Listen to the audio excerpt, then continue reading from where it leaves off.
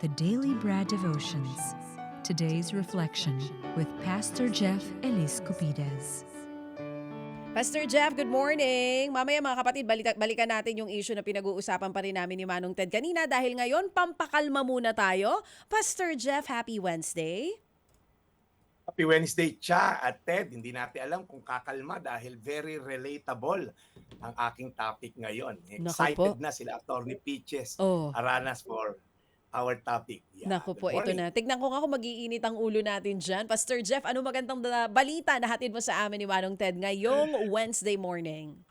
Yan, belated happy birthday muna, Jovi Medina Leonardo. Kahapon, ina-expect mo to. Sorry, hindi kita nabate.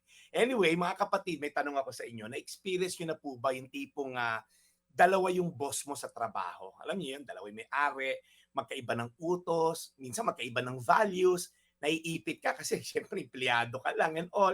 Nakaka-stress di po ba? Parang gusto mo mag-split na lang para mapagbigyan silang dalawa. Ganyan din po ang warning ni Jesus sa Matthew chapter 6 verse 24. No one can serve two masters. Either you will hate the one and love the other, or you will be devoted to the one and despise the other. You cannot serve both God and money. Alam niyo na binabasa ko po ito, sabi ko parang may mali sa verse na to ha. Okay, pero kaya lang si Jesus nagsabi na to, hindi ito pwede magkamali. Bakit God and money, yung dalawang malakas sa puso natin? Ba't hindi God and Satan? Pag tinignan niyo po, ang pinakamalakas na kalaban ng Diyos sa ating puso, yung gustong umupo sa trono ng ating puso, ay hindi po si Satanas, kundi ang pagmamahal sa pera.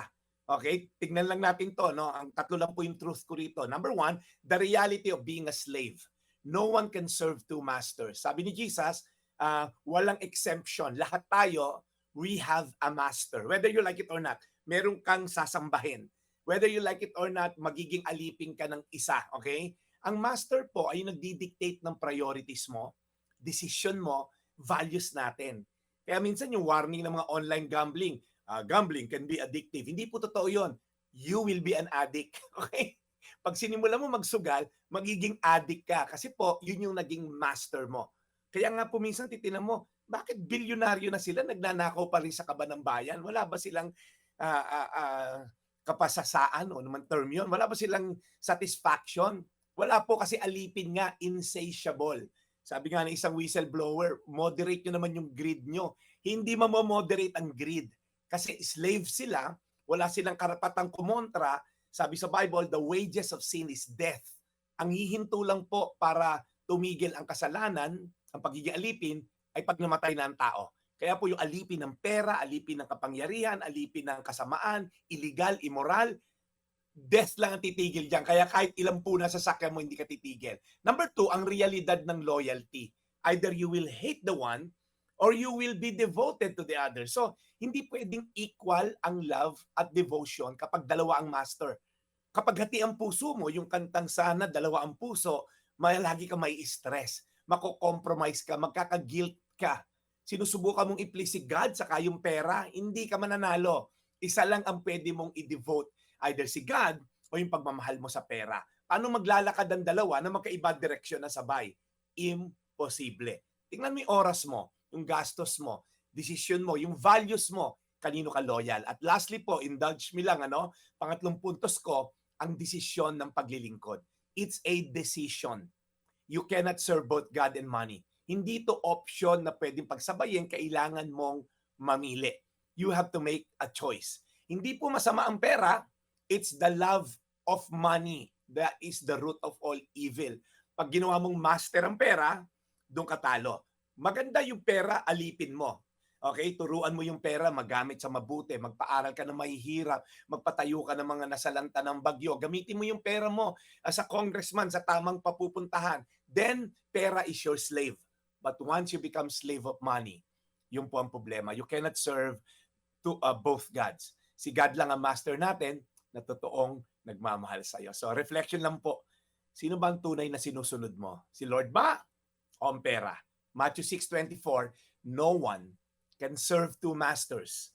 Either you will hate the one and love the other, or you will be devoted to the one and despise the other. You cannot serve both God and money. Tayo manalangin. Panginoon, alam namin, Lord, madali itong sabihin, mahirap gawin. Pag nandyan ang temptasyon ng pera, madali kumita, may naiwan na wallet sa dinadrive na sasakyan. Lord, napakadali, Lord, sambahin ng pera kasi ang dami namin pangailangan. Pero Lord, tanungin namin, magiging alipin kami na to. At darating ang time kahit hindi na namin gusto, magnanakaw at magnanakaw pa rin kami. Kaya Lord, tulungan mo kami to serve you, na makita na you will never leave us nor forsake us. Sabi mo kahapon sa verse namin. Tulungan mo lang, Lord, ang mga nakikinig ngayon na sambahin ka at wala nang iba. Dahil pag meron kaming Diyos, we have everything. In Jesus' name. Amen.